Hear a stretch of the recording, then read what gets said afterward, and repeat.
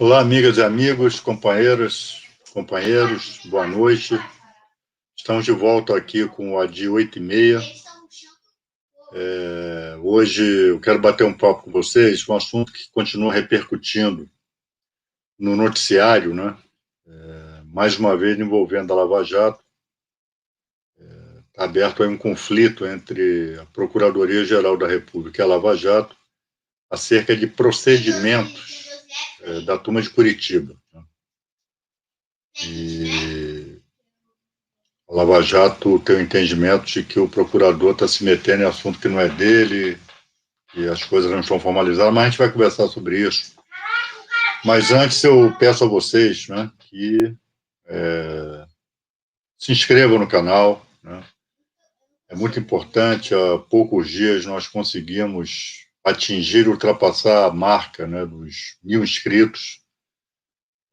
Foi muito importante, né, porque isso vai quebrando alguns obstáculos para que a gente possa expandir o canal aqui nessa plataforma aqui no YouTube, né? Então, quanto mais inscritos nós temos, né, mais o tal algoritmo vai ficando flexível.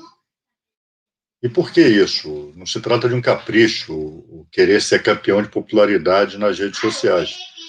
Trata-se, na verdade, de fortalecer, de acordo com as regras, né, da plataforma, fortalecer o nosso papel nas redes sociais, fortalecer os canais, né, democráticos, os canais da esquerda, das forças progressistas, aqui nessa trincheira também. É muito importante.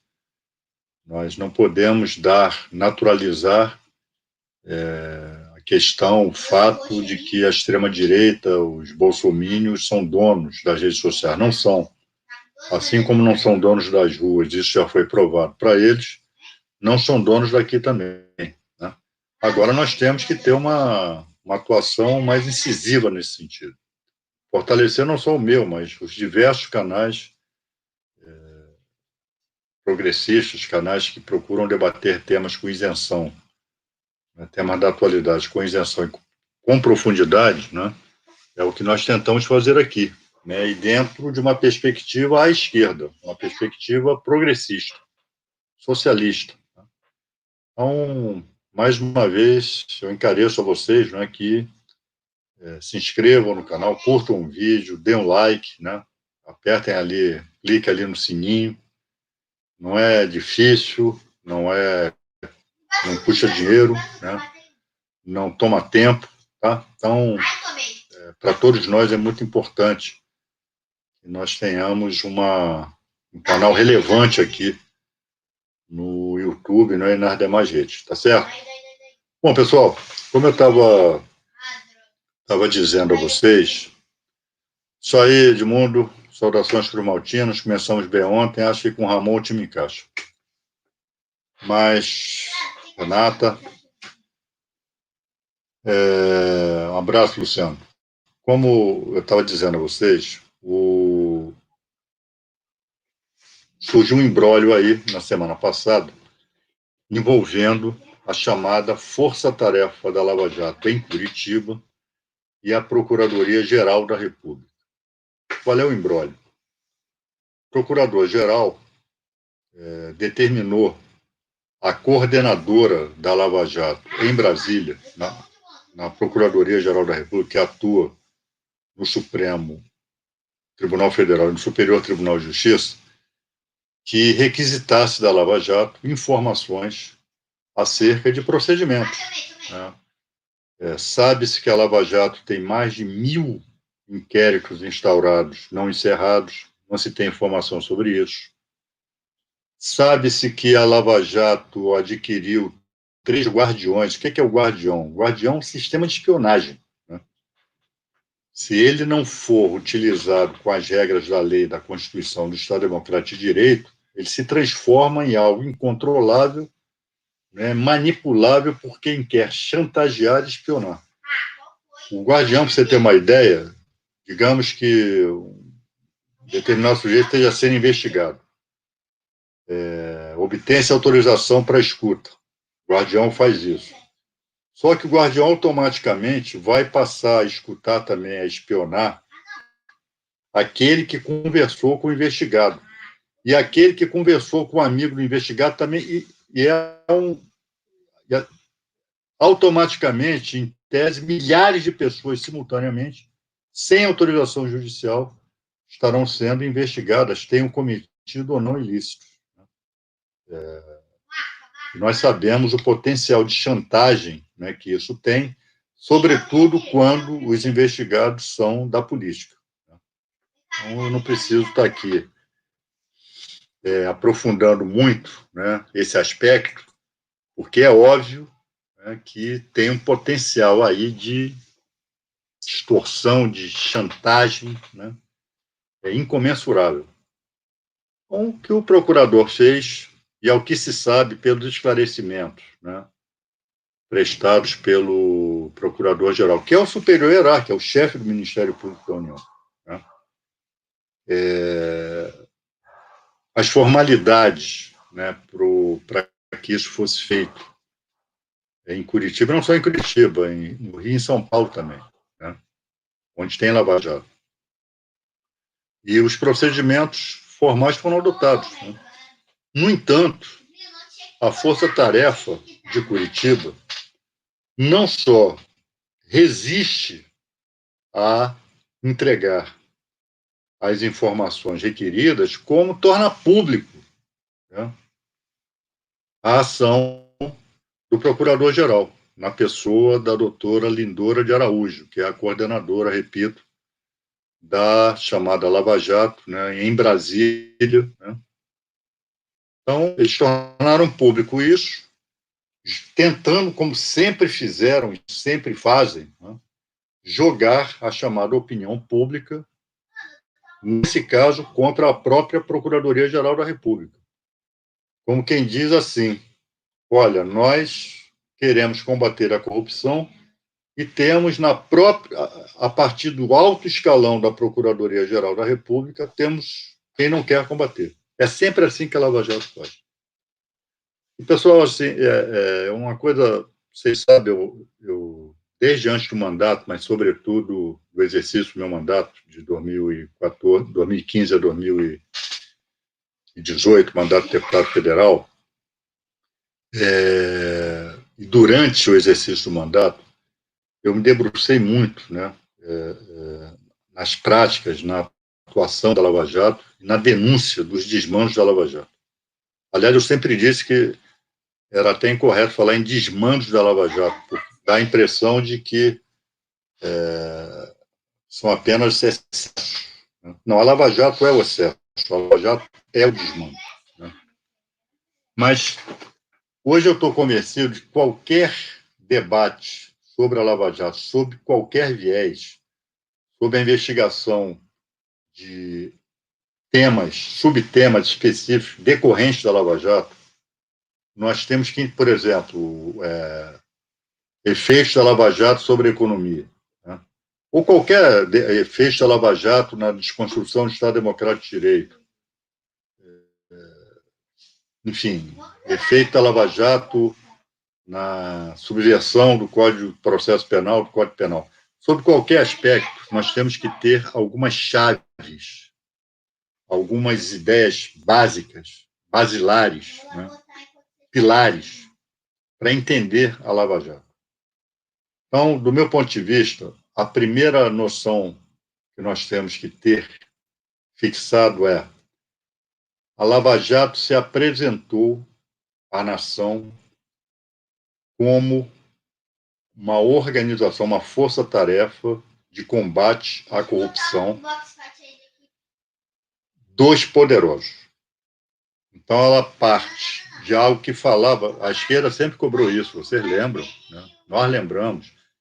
Quem é mais antigo aí na vida, na política, né? Quem acompanha a vida institucional do país já há alguns anos, né? Sabe que era uma demanda nossa criminalizar os corruptos e os corruptores. Né? Era essa a expressão. Não adianta só ir atrás dos corruptos, temos que ir atrás dos corruptores. E parte da ideia correta, né? Aí é que está, esse é que é o perigo, correto, de que em relação aos poderosos, em relação aos chamados crimes de colarinho branco, predominava a impunidade. Então, com base nessa ideia, ao longo dos anos, né, foram se editando leis, chamadas leis contra os crimes de colarinho branco, organização criminosa, aí entra delação premiada, interceptação telefônica, enfim, uma série de leis, né, e que culminou esse processo, culminou com a Lava Jato.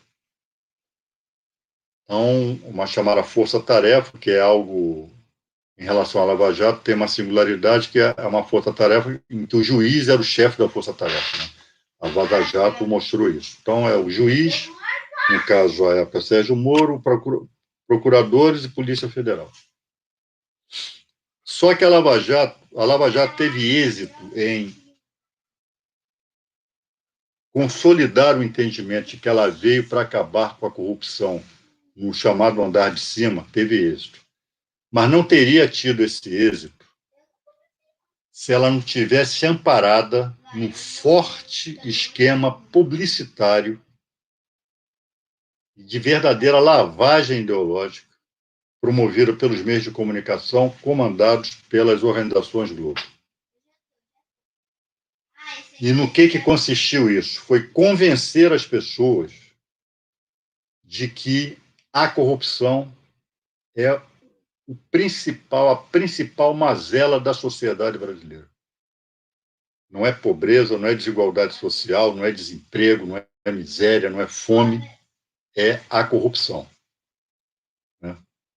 Procurou convencer e conseguiu vastos contingentes da população, inclusive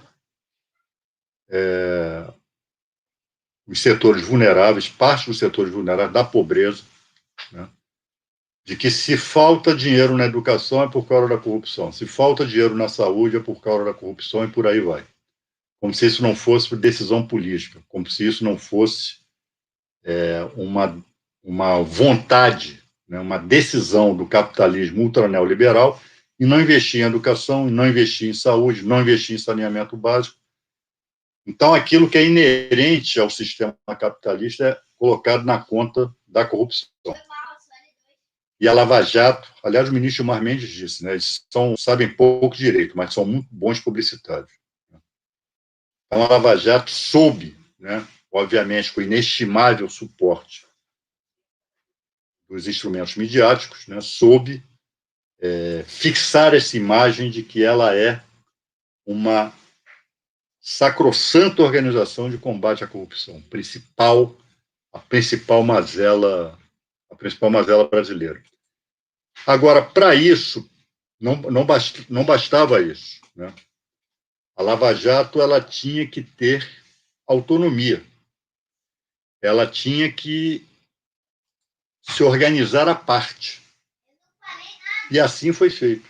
A Lava Jato se transformou num Estado dentro do Estado, num Ministério Público dentro do Ministério Público, ou seja, transformou-se num estado de exceção. Daí nós termos, né, com referência ao que aconteceu com Getúlio Vargas na década de 50, que a aeronáutica resolveu comandar o golpe contra Getúlio Vargas, que levou ao suicídio dele, por conta da suposta tentativa de assassinato do Carlos Lacerda, que vitimou seu segurança, o major Rubens Vaz, que era major da aeronáutica. Criou-se a expressão naquela época de República do Galeão, que era também um estado de exceção. Né? Operava à margem do ordenamento jurídico, à margem do Poder Judiciário. A aeronáutica assumiu o papel. Então, nós colocamos lá o apelido de República de Curitiba, porque é um estado de exceção. E como todo estado de exceção que opera à margem da lei, que opera à margem do ordenamento jurídico, a Lava Jato tem seus segredos, né, que eles consideram que não podem ser revelados. E defendem isso dizendo a necessidade do sigilo das investigações.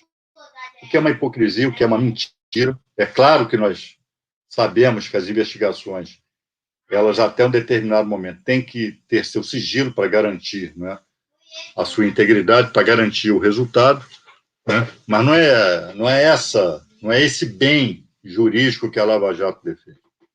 Ela defende o segredo mesmo, como o Doicode defendia o que acontecia lá. Falar em Doicode, né? Leia um livro, A Casa da Vovó, né? Que é sobre o Doicode de São Paulo.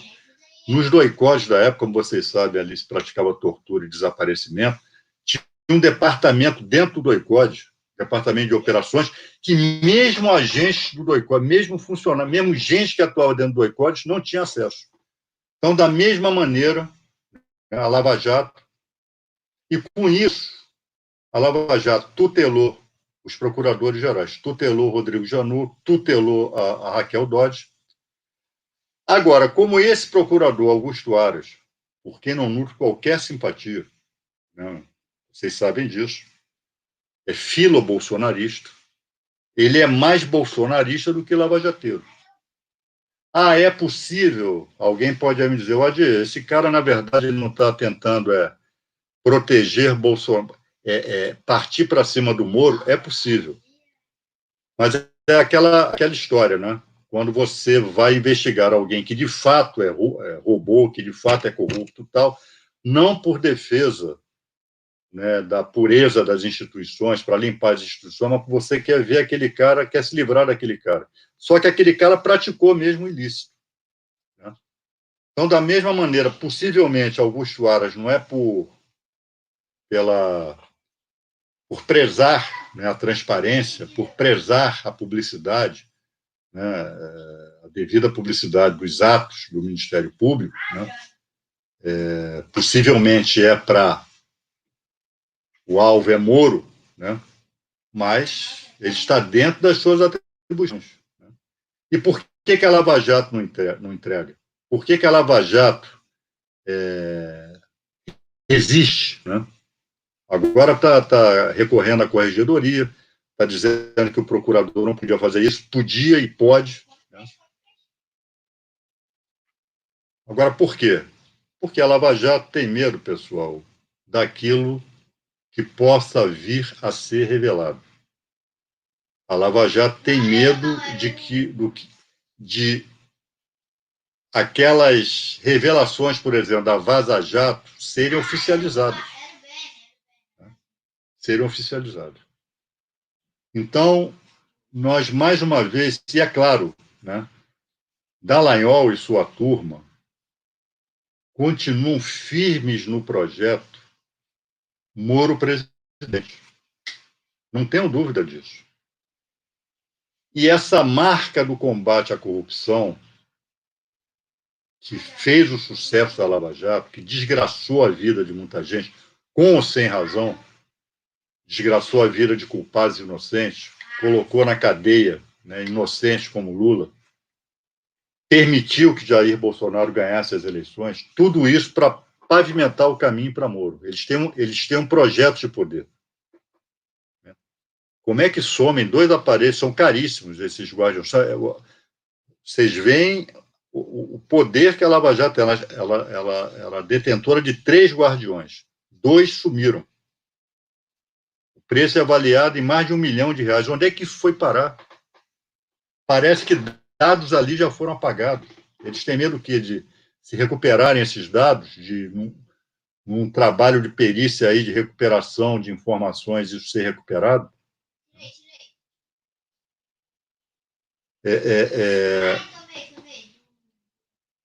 Moro tem a marca, ele era o ministro mais popular de Bolsonaro. Ele continua atuando. Ele não perdeu popularidade, ele perdeu apoio, ele perdeu parte da admiração dos bolsominions, aqueles que são os bolsonaristas convictos. Né? Mas Moro sabe que a única... Moro não é da... Moro é um sujeito tosco, né?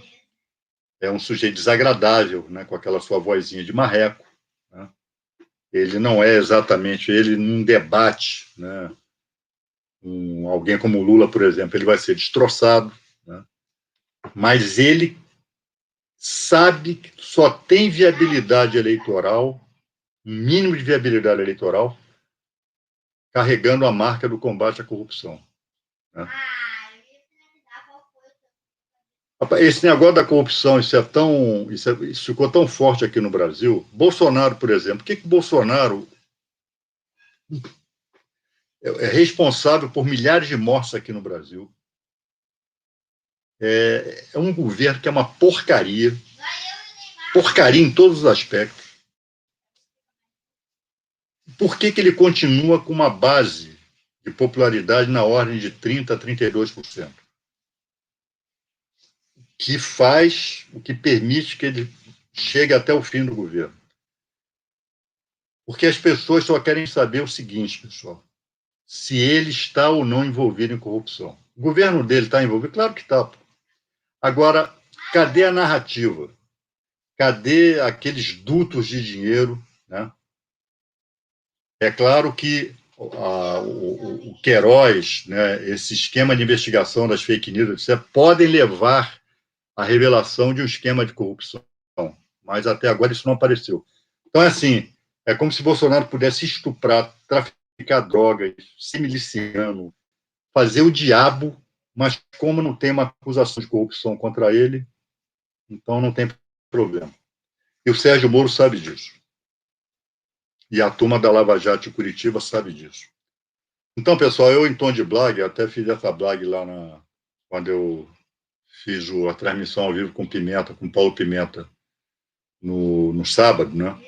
Que entre o procurador-geral, a briga entre PGR e Lava Jato, né? Eu fico com a briga. Fiz isso em tom de blog, mas agora aprofundando a questão e sem a blog, né?